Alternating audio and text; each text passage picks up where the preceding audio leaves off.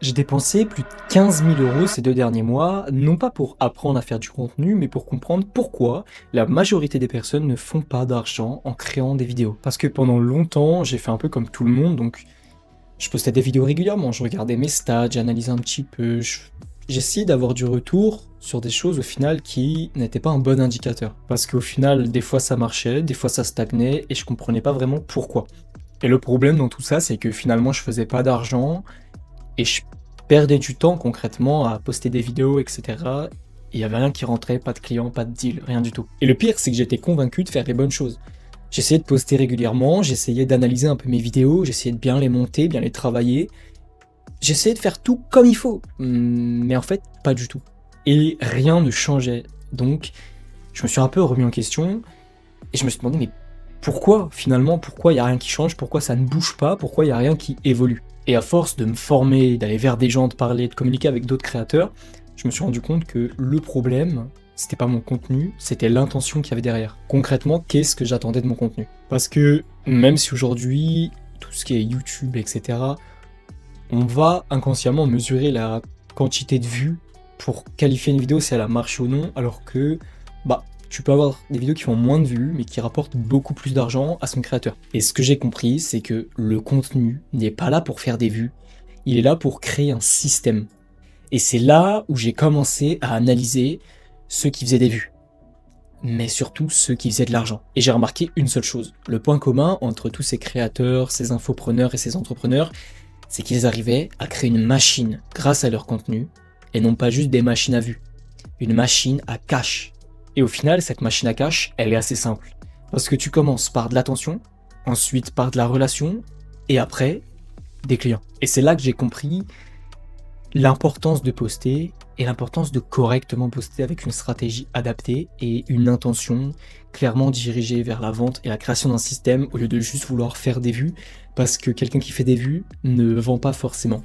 C'est là où il faut faire une grande distinction, et beaucoup de personnes pensent qu'il faut aller chercher du top of funnel pour vendre. Alors oui, il faut en faire un petit peu, mais en fait si tu fais que ça, tu décolleras jamais, et tu n'auras jamais assez de ventes pour que ton business soit stabilisé correctement, surtout si tu es en high ticket par exemple. Pour structurer tout ça, passons au pilier 1. Le contenu, il a qu'un seul but, mais il a 3 missions. Celle d'attirer, de connecter et de prouver. Si tu rates une seule de ces étapes, tu perds ton audience et des clients potentiels. Si tu fais que du contenu viral, t'attireras que des touristes. Si tu fais que du contenu perso, tu resteras invisible. Et si tu fais uniquement du contenu de valeur, personne ne se souviendra de toi.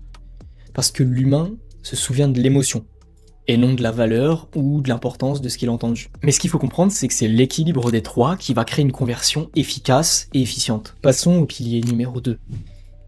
Tu n'as pas besoin d'idées. Tu n'as pas besoin d'être créatif. Pendant longtemps, je pensais qu'il fallait que je sois ultra créatif pour sortir des vidéos tous les jours. Mais en réalité, les meilleurs créateurs ne créent pas. Ils observent, ils copient, ils ajustent, ils améliorent ce qui se fait de bien déjà sur le marché. Ton job, il est simple. Tu dois observer ce qui se passe dans ta niche, dans ton pays. Ensuite, tu le filtres avec ta personnalité. Et encore après ça, tu l'adaptes à ta vision. Et après, tu utilises différents angles, différentes intentions derrière ton contenu, et tu as tout ce qu'il faut pour créer du contenu en illimité. Et c'est comme ça que tu construis un style, pas juste en cherchant à être original. Pour le pilier numéro 3, c'est quelque chose que j'ai évoqué avec un de mes coachs quand j'ai commencé, c'est que c'est trop long de créer du contenu. C'est trop long de tout faire, de tout réfléchir, c'est chronophage, et ça pompe de l'énergie. Et le truc, c'est qu'avec ce même coach, on discutait, et on s'est dit, mais il y a quelque chose à faire en fait. Tu vois, les b-rolls, etc., c'est quelque chose qui se faisait déjà, mais en fait, pas forcément assez.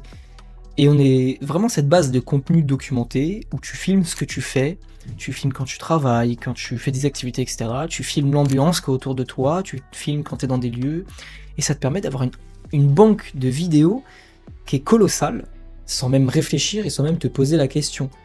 Dans son cas, il utilise une Osmo Pocket DJI, c'est super pratique, c'est compact, il se filme partout, et il filme tout ce qu'il fait dans les moindres faits et gestes, et ça lui permet d'avoir une quantité de vidéos affolante, sans se prendre la tête à créer du contenu finalement. Donc comprends qu'il faut que tu te filmes quand tu fais quelque chose, quand tu es quelque part, ou quand il y a une ambiance autour de toi. Passons au pilier numéro 4, les vues et l'argent, c'est quelque chose de totalement différent. Je connais des personnes avec 5000 abonnés qui font 2-3 000 vues par vidéo, qui brassent des 15, 20, 30K par mois, alors que t'as des mecs qui font peut-être 20K vues sur leurs vidéos, et au final ils font peut-être que 5K, 2K, 3K. Et c'est vraiment quand tu commences à te balader, quand tu commences à connaître les chiffres, etc., que tu te rends compte que les vues et l'argent, ça n'a rien à voir. Mais les DM, c'est super important. Il faut que tu comprennes que à l'heure actuelle, les tunnels qui marchent, c'est par exemple vues, DM, call et vente. Là, c'est pertinent, là, ça génère du cash, c'est simple et c'est efficace. Et c'est ce qui fonctionne à l'heure actuelle.